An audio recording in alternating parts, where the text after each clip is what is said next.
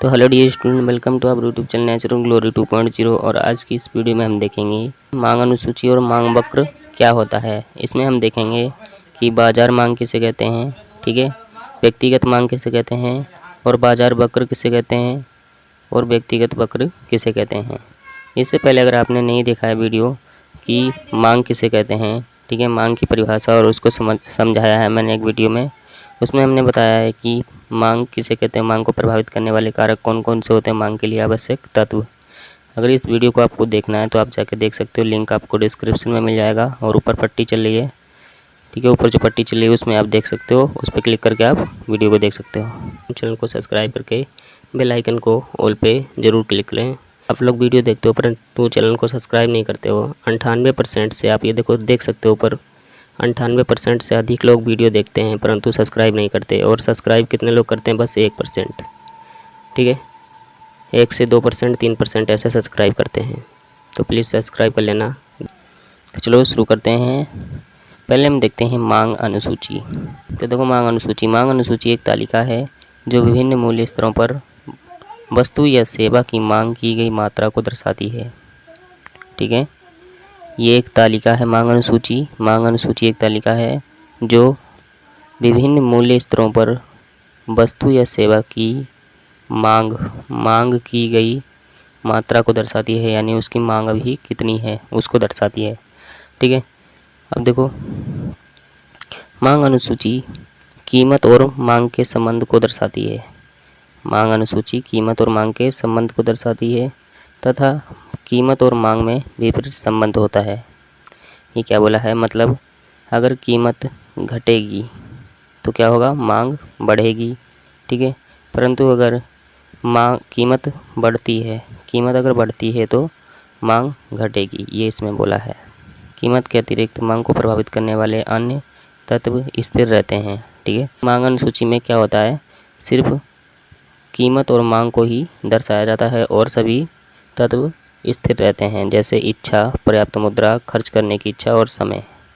ये बातें आपको ध्यान रखनी है। अब देखो, मांग अनुसूची 2 प्रकार की होती है। पहली होती है व्यक्तिगत मांग अनुसूची, दूसरी होती है बाजार मांग अनुसूची। तो इन दोनों को हम बारी बारी से देखते हैं। तो पहले हम देखते हैं व्यक्तिगत मांग अनुसूची। व्यक्तिगत मांग अनुसूची का मतलब है कि एक व्यक्ति द्वारा मांग की गई मात्रा, ठीक है, एक व्यक्ति द्वारा किसी वस्तु की मांगी गई मात्रा व्यक्तिगत मांग अनुसूची कहलाती है। इसको आप परिभाषा से देख सकते हो। देखो, किसी निश्चित समय में, ठीक है, एक उपभोक्ता यानी उपयोग करने वाला द्वारा एक उपभोक्ता द्वारा विभिन्न कीमतों पर मांगी जाने वाली वस्तु की मात्रा का सारणी रूप व्यक्तिगत मांग अनुसूची कहलाता है। इसको हम एक एग्जाम्पल से समझते हैं। जैसे देखो, जैसे आपको यहाँ पे एक चार्ट दिख रहा है, इसमें दिया है प्रति किलोग्राम आटा की कीमत है ये, ठीक है, और इधर दिया है आटा की मांगी जाने वाली मात्रा। मतलब एक व्यक्ति है जो आटा लेना चाह रहा है, ठीक है, आटा खरीदना चाह रहा है, और उस आटे की 1 किलो आटे की कीमत इधर दी हुई है। तो देखो, अगर 5 रुपये 1 किलो आटे की कीमत है तो वो व्यक्ति कितना खरीदेगा? 50 किलो खरीद रहा है, ठीक है। परंतु अगर कीमत 5 रुपये से बढ़ के 10 रुपये हो गई तो वो व्यक्ति 40 किलोग्राम खरीद रहा है, ठीक है। और परंतु अगर और बढ़ गई, जैसे 15 रुपये हो गई 1 किलो आटे की कीमत, तो वो व्यक्ति 30 किलोग्राम आटा खरीद रहा है। इसी तरह जब 20 रुपये 1 किलो आटे की कीमत हो गई तो वो व्यक्ति 20 किलोग्राम आटा खरीद रहा है। तो इसमें आपको क्या पता चल रहा है? इसमें देखो, कीमत में वृद्धि हो रही है, ठीक है, परंतु मांग में व्यक्ति जो खरीदना चाह रहा है उसमें क्या हो रहा है? वो घट रही है, मांग घट रही है। देखो, ये 5 था, 10 हो गया, ये 50 था, 40 हो गया। तो कीमत और मांग में विपरीत संबंध होता है और ये सारणी रूप ही क्या है? हमारा मांग अनुसूची है। ये एक व्यक्ति के लिए दिखाया गया है, इसलिए व्यक्तिगत मांग अनुसूची है। और अगर बाजार के लिए दिखाया जाएगा तो बाजार में 2-3 व्यक्ति या बहुत सारे व्यक्ति हो सकते हैं, ठीक है। व्यक्तिगत मांग में सिर्फ एक व्यक्ति की मांग और कीमत को इसमें दिखाया जाता है, तो उसे हम बोलते हैं व्यक्तिगत मांग अनुसूची। इसको आप व्यक्तिगत मांग अनुसूची ना बोलकर व्यक्तिगत मांग भी बोल सकते हो, ठीक है। अब हम देखते हैं बाजार मांग अनुसूची। बाजार मांग अनुसूची मतलब किसी निश्चित कीमत पर समस्त उपभोक्ताओं मतलब जितने भी किसी चीज़ के उपभोक्ता हैं, उस चीज़ को यूज करने वाले जितने भी लोग हैं, ठीक है, बाज़ार में जाएंगे तो बाज़ार में कोई एक लोग तो खरीदने नहीं जाएगा, बहुत लोग जाएंगे। तो किसी निश्चित कीमत पर समस्त उपभोक्ताओं द्वारा मांगी जाने वाली वस्तु की मात्राओं का योग बाजार मांग अनुसूची कहलाता है। इसको हमें एक एग्जाम्पल से समझते हैं। जैसे देखो ये चार्ट आपको दिख रहा है यहाँ पे, तो देखो इसमें प्रति किलोग्राम आटा की कीमत इधर दी हुई है, ठीक है, ये बढ़ती हुई कीमत है। और ये दिया है ए व्यक्ति द्वारा मांगी जाने वाली मात्रा, ये बी व्यक्ति द्वारा मांगी जाने वाली मात्रा, ठीक है, ये नीचे दी हुई है। और ये दिया है यहाँ पे बाजार मांग। बाजार मांग का मतलब होता है कि जितने भी व्यक्ति किसी वस्तु को खरीद रहे हैं, ठीक है, उन दोनों की मांग को जोड़ना बाजार मांग होता है, ठीक है। ये जैसे ए प्लस बी यहाँ पे दिखाया है। तो देखो इसको समझते हैं। देखो 1 किलोग्राम आटे की कीमत कितनी है? 5 रुपये। 1 किलोग्राम आटे की कीमत जब 5 रुपये है तो ए व्यक्ति कितना आटा मांग रहा है? 50 किलोग्राम, ठीक है। और बी व्यक्ति कितना मांग रहा है? 40 किलोग्राम, ठीक है। और जब 10 रुपये इसकी कीमत हो गई 1 किलो आटे की, तो ए व्यक्ति 40 किलोग्राम मांगने लगा और बी व्यक्ति 30 किलोग्राम मांगने लगा, ठीक है। इसी तरह जब 15 रुपये कीमत हो गई बढ़ के, ठीक है, तो ये 30 किलोग्राम मांगने लगा ए व्यक्ति और बी व्यक्ति 20 किलोग्राम। और जब 20 रुपये हो गई 1 किलो आटे की कीमत, तो ए व्यक्ति 20 किलोग्राम मांगने लगा और बी व्यक्ति 10 किलोग्राम मांगने लगा। देखो यहाँ पे क्या हो रहा है, कीमत में वृद्धि हो रही है, ठीक है। और मांग जो है ए व्यक्ति की मांग, इसमें ये घट रही है। पहले 50 किलोग्राम मांग रहा था ये, परंतु जब आटे की कीमत 5 रुपये से 10 रुपये हो गई तब ये 40 किलोग्राम मांगने लगा। इसी तरह ये पहले 40 किलोग्राम मांग रहा था, परंतु जब 5 रुपये से 10 रुपये हो गई इसकी कीमत 1 किलो आटे की, तब ये 30 किलोग्राम मांगने लगा। तो आप यहाँ देख रहे हो कि अगर कीमत बढ़ेगी तो क्या होगा, मांग घटेगी, ठीक है। मांग घट रही है यहाँ पे, इधर से आप उल्टा देख सकते हो। जैसे देखो यहाँ से कीमत घट रही है, कीमत घट रही है तो मांग क्या हो रही है, मांग बढ़ रही है, ये देखो, ठीक है। तो इस तरह आप समझ सकते हैं इसको। और देखो बाजार मांग अनुसूची में हम क्या करते हैं, बाजार मांग अनुसूची में मांगी जाने वाली वस्तु की मात्राओं का योग कर देते हैं। योग मतलब होता है जोड़ना यानी प्लस करना। तो यहाँ पे कितने व्यक्ति मांग रहे हैं आटा को? 2 व्यक्ति, ए व्यक्ति और बी व्यक्ति। तो हम क्या करेंगे, बाजार मांग में ए प्लस बी यानी दोनों की मांग को जोड़ देंगे।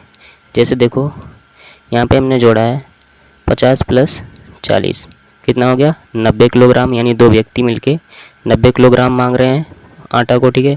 और 40 प्लस 30 70 हो गया, 30 प्लस 20 50 और 20 प्लस 10 30 किलोग्राम, ठीक है। तो ये जो है ये दोनों व्यक्तियों द्वारा मांगी जाने वाली वस्तु की मात्रा है, ठीक है। तो इस तरह से आप इसकी अनुसूची बना सकते हो बाजार मांग की।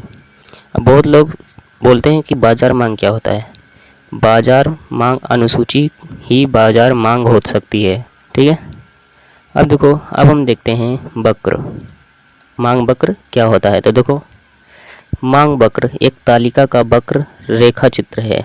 क्या कह रहा है यहाँ पे, मांग वक्र तालिका, जो तालिका भी हमने दिखाई आपको बनाना सीखा, उस तालिका का वक्र या रेखा चित्र होता है।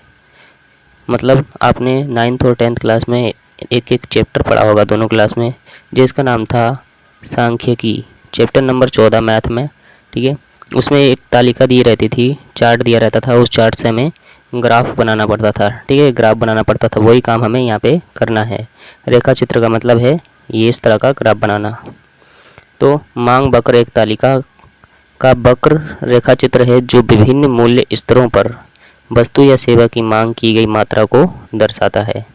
ये भी वही काम करता है, ये तालिका वक्र भी बिल्कुल मांग अनुसूची की तरह है, बस इसमें एक एक्स्ट्रा जुड़ गया है, वो है ग्राफ, ठीक है। तो पहले देखो, मांग वक्र कीमत और मांग के विपरीत संबंध को दर्शाता है। ये वाला संबंध तो हर जगह ही चलता है, ये आपको ध्यान रखना है कि जहाँ पे वस्तु की कीमत घटेगी तो मांग में वृद्धि हो जाएगी। ठीक है, कीमत घटेगी तो मांग में वृद्धि हो जाएगी, और अगर वस्तु की कीमत में वृद्धि हुई तो क्या होगा, मांग में गिरावट आ जाएगी। ये बात आपको ध्यान रखना, ये नियम हर जगह लगेगा। मांग वक्र दो प्रकार के होते हैं, व्यक्तिगत मांग वक्र और बाजार मांग वक्र। तो पहले हम देखते हैं व्यक्तिगत मांग वक्र। व्यक्तिगत मांग वक्र किसी निश्चित समय में एक उपभोक्ता द्वारा विभिन्न कीमतों पर मांगी जाने वाली वस्तु की मात्रा का वक्र या रेखा चित्र रूप व्यक्तिगत मांग वक्र कहलाता है। बिल्कुल व्यक्तिगत मांग अनुसूची की तरह है ये। ठीक है, तो आपको ध्यान रखना है। तो देखो, जैसे ये यहाँ पे एक चार्ट दिया है, इसमें एक व्यक्ति का, वो पिछले वाला उदाहरण है हमारा ये। ठीक है, मांग अनुसूची वाला। 1 किलो आटा की कीमत यहाँ पे दी है बढ़ते की तरफ, और अगर नीचे से देखोगे तो घटेगी। ठीक है, और यहाँ पे दिया है आटा की मांगे जाने वाली मात्रा, यानी एक व्यक्ति आटा की मात्रा इतने रुपए पे इतनी खरीदेगा। अगर उसकी कीमत 5 रुपये होगी तो 50 किलो खरीदेगा। अगर आटा की कीमत 1 किलो आटा की कीमत 10 रुपये होगी तो 40 रुपये खरीदेगा, इसी तरह। ठीक है, तो ये जो चार्ट दिया है, इससे हमें क्या करना है, ग्राफ बनाना है। तो चलो हम उसको बनाना सीखते हैं कॉपी पेन पे। तो देखो, आपका टाइम बचाने के लिए मैंने इतना सा ग्राफ बना के रखा है। तो इसमें क्या करना है आपको, ये है हमारा, देखो एक्स अक्ष, आपको इतना तो बनाना आता ही होगा। ये हमारा वाई अक्ष। ठीक है, और 1 किलोग्राम आटा की कीमत। तो देखो, कीमत आपको इस तरफ लिखनी है। ठीक है, और एक व्यक्ति द्वारा मांगी जाने वाली मात्रा आपको यहाँ पे लिखनी है। तो देखो, कीमत कितनी है, 5 रुपये। 5 है पहले, फिर 10 है, और फिर 15, और फिर 20 है। ये कीमत हो गई। अब मात्रा कितनी मांगी जा रही है, पहले मांगी जा रही है 20, फिर 30, 40 और 50। ठीक है, तो देखो हमें क्या करना है, हमें इसका ग्राफ बनाना है। तो कैसे बनाएंगे, तो देखो 5 रुपये की, अगर 1 किलो आटा 5 रुपये का है तो कितनी मात्रा मांगी जा रही है, 50 किलोग्राम। तो देखो 5 ये है और 50 ये, तो ये यहाँ पे एक बिंदु बन रहा है। ठीक है, ये देखो यहाँ पे। ठीक है, ये एक बिंदु बन गया। अभी आपको समझाऊंगा। और अगर 10 रुपये है 1 किलो आटा की कीमत, तो 40 किलोग्राम मांग रहा है। तो देखो 10 रुपये की, ये 10 रुपये और ये 40 यहाँ पे। ठीक है, तो ये यहाँ पे हो गया। और अगर 15 रुपये 1 किलो आटा की कीमत है तो 30 किलोग्राम मांग रहा है। तो देखो 15, ये 15 यहाँ पे, और ये 30 यानी यहाँ पे है। ठीक है, इस तरह से आप बिंदु लगाना है आपको। और अगर 20 रुपये कीमत है 1 किलो आटा की, तो 20 किलोग्राम खरीदना चाह रहा है, यानी मांग रहा है। तो देखो ये 20 है यहाँ पे। ठीक है, ये देखो ये यहाँ पे। अब क्या करना है, हमें इन तीनों बिंदुओं को मिला देना है। तो इस तरह से ये हमारा मांग वक्र यानी व्यक्तिगत मांग वक्र बन के तैयार हो गया। ये एक व्यक्ति के लिए था, इसलिए ये व्यक्तिगत मांग वक्र हो गया। यहाँ पे आपको लिख देना है डी, और ये डी का मतलब है डिमांड ड्राफ्ट। ठीक है, डिमांड ड्राफ्ट। तो अब है हमारा बाजार मांग वक्र। बाजार मांग वक्र ये भी ठीक बाजार मांग अनुसूची की तरह है, बस इसमें वक्र या रेखा चित्र जोड़ना हमें। किसी निश्चित समय में समस्त उपभोक्ताओं, ठीक है, बाजार का मतलब समस्त उपभोक्ताओं, जितने भी वहाँ पे खरीदने जाएंगे, समस्त उपभोक्ताओं द्वारा विभिन्न कीमतों पर मांगी जाने वाली वस्तु की मात्रा का वक्र या रेखा चित्र रूप बाजार मांग वक्र कहलाता है। ठीक है, इसके लिए भी हमने पिछला वाला उदाहरण लिया था कि आपको समझने में कठिनाई ना हो। देखो वही 1 किलो आटा की कीमत ये दी है, ये ए व्यक्ति द्वारा मांगी जाने वाली मात्रा है, और ये बी व्यक्ति द्वारा मांगी जाने वाली मात्रा है, और ये दोनों का योग है। ठीक है, तो इसमें भी हमें ग्राफ बनाना है। इसमें देखो 3 तरह के ग्राफ बनेंगे। एक तो ए व्यक्ति द्वारा मांगी जाने वाली मात्रा, और दूसरा बी व्यक्ति द्वारा मांगी जाने वाली मात्रा, और तीसरा बाजार मांग की मात्रा, यानी दोनों व्यक्ति, जितने भी व्यक्ति वहाँ पे खरीदने गए हैं, यहाँ पे फ़िलहाल 2 खरीदने गए हैं, आप देख सकते हो, इसलिए 2 व्यक्ति द्वारा मांगी जाने वाली मात्रा, इन तीनों का हमें क्या करना है, ग्राफ बनाना है, यानी वक्र बनाना है, रेखा चित्र बनाना है। तो चलो देखते हैं कैसे बनाते हैं। अब देखो इसमें ये है 1 किलोग्राम आटा की कीमत। तो इधर आपको कीमत लिखनी है। कीमत हम लिख लेते हैं। पहले 5 है, फिर 10 है, फिर 15 है, ठीक है, और फिर 20 है। ये हमारा एक्स अक्ष है, ये वाई अक्ष है, ठीक है। और मात्रा, इधर मात्रा लिखनी है। पहले हम बनाते हैं ए व्यक्ति के लिए। तो ए व्यक्ति ये मात्रा मांग रहा है, ठीक है, इतने रुपए पे ये इतनी मात्रा मांग रहा है। मतलब अगर 5 रुपये का 1 किलो आटा है तो 50 किलो मांगेगा, और 20 रुपये का है तो 20 किलो मांगेगा। तो इधर हमें नीचे में लिखनी है मात्रा, एक व्यक्ति द्वारा मांगी गई वस्तु की मात्रा। पहले मांग रहा है वो 20, फिर 30, 40 और 50। तो देखो 5 रुपये, अगर एक किलो आटे की कीमत 5 रुपये है तो कितनी मांग रहा है? 50 किलो। तो देखो आप इस तरह से, ये देखो यहाँ पे, ठीक है, यहाँ पे एक बिंदु बना देना है इस तरह से। और अगर 10 रुपये की है तो 40 किलो मांग रहा है, 10 रुपये की है तो 40 किलो मांग रहा है, यानी यहाँ पे, ठीक है, ये देखो 40 के सामने। अगर 15 रुपये की है तो 30 किलो यहाँ पे। और अगर 20 रुपये की है तो 20 किलो, 20 रुपये की है तो 20 किलो यहाँ पे, ठीक है। ये अब इन तीनों को हमें मिला देना है, ठीक है। तो ये बनके तैयार हो गया हमारा। इस तरह से आपको मिला देना है। ये बनके तैयार हो गया हमारा बाजार मांग वक्र, यानी एक व्यक्ति का मांग वक्र बना है ये भी, ठीक है। और इसको नाम दे देना है डी, डिमांड ड्राफ्ट, ठीक है। इसी तरह अब बी व्यक्ति के लिए हम बनाते हैं।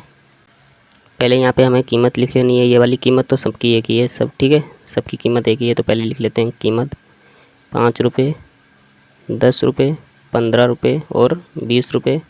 ये हमारा एक्स अक्ष, ये वाई अक्ष, ये 0 है, ठीक है।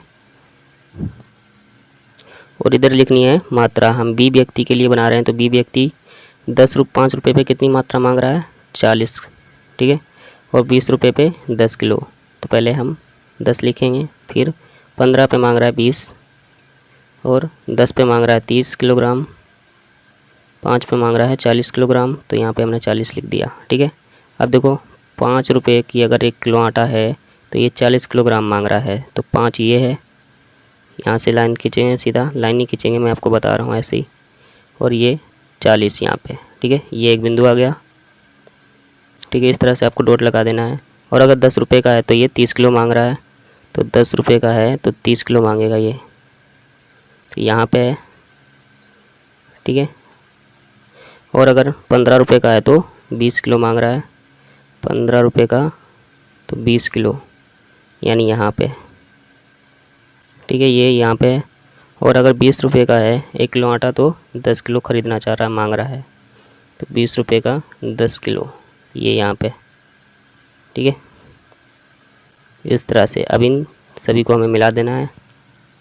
तो ये हमारा बी व्यक्ति के लिए बनके तैयार हो गया। यहाँ पे आप लिख सकते हो डी डिमांड ड्राफ्ट, या आप ऐसे भी लिख सकते हो डी और नीचे लिख देना बी, ठीक है। इस तरह से डी और इसके नीचे में बी, क्योंकि ये बी व्यक्ति के लिए है, ठीक है। अब हमें इसका टोटल बनाना है, यानी बाजार मांग का बनाना है। तो देखो पहले तो आपको इस तरफ कीमत लिख देनी है। ये हमारा एक्स अक्ष है, ये वाई अक्ष है, ये 0 है। और इधर कीमत लिखनी है। कीमत है हमारी 5, 10, 15 और 20, ठीक है। और इसका बनाना हमें बाजार मांग का बनाना है, यानी ए व्यक्ति प्लस बी व्यक्ति, ए प्लस बी दोनों का बनाना है। तो दोनों का हमने यहाँ पे सोल्व कर रखा है। ये दोनों व्यक्ति कितनी मांग रहे हैं देखो, अगर 5 रुपये का 1 किलो आटा है तो दोनों व्यक्ति मिलके 90 किलोग्राम मांग रहे हैं। और अगर 20 रुपये का है तो 30 किलोग्राम मांग रहे हैं दोनों मिलके, ठीक है। तो हम 30-30 करके लिखते हैं। देखो 30, 60, 90 और ये 120 किलोग्राम, ठीक है। अब देखो 5 किलो, अगर 1 किलो आटा की कीमत 5 रुपये है तो 90 किलोग्राम मांग रहे हैं दोनों व्यक्ति मिलके, यानी बाजार मांग कितनी मांगी जा रही है? 90 किलोग्राम। तो 5 रुपये 90 रुपये, 90 किलोग्राम, ये यहाँ पे आ रहा हमारा, ठीक है। इस तरह से डॉट लगाना है आपको। और 10 रुपये पे 70 किलोग्राम, 10 रुपये पे देखो ये 60 है, 60 के बीच में 70 आएगा, और ये यहाँ पे, ठीक है, ये 10 है। आप सही से बनाना है इसको तो अच्छा बनेगा। 15 रुपये पे 50 किलो मांग रहे हैं दोनों मिलके। तो देखो 60 से थोड़ा पहले यहाँ पे ये 50 होगा हमारा, ठीक है। और यहाँ से आप देख सकते हो ये यहाँ पे आ रहा है, ठीक है। इस तरह से आपको डॉट लगाना है। और अगर 20 रुपये है 1 किलो आटा की कीमत, तो दोनों मिलके यानी बाज़ार मांग कितनी है 30 किलोग्राम। तो 30 किलोग्राम, ये 30 है हमारा और ये यहाँ पे 20। अब इन सभी को मिला देना है, ठीक है। ठीक है, तो देखो ये हमारा ग्राफ बन के तैयार हो गया। ये हमारा बाज़ार मांग है, यानी बाज़ार में इतनी मांग हो रही है, ठीक है। यहाँ पे आप लिख सकते हो डी डिमांड ड्राफ्ट। तो बस यही था आज की वीडियो में। अगर आपको वीडियो पसंद आई तो प्लीज़ वीडियो को लाइक करें, शेयर करें और चैनल को सब्सक्राइब करके बेल आइकन को ऑल पे ज़रूर क्लिक करें। धन्यवाद।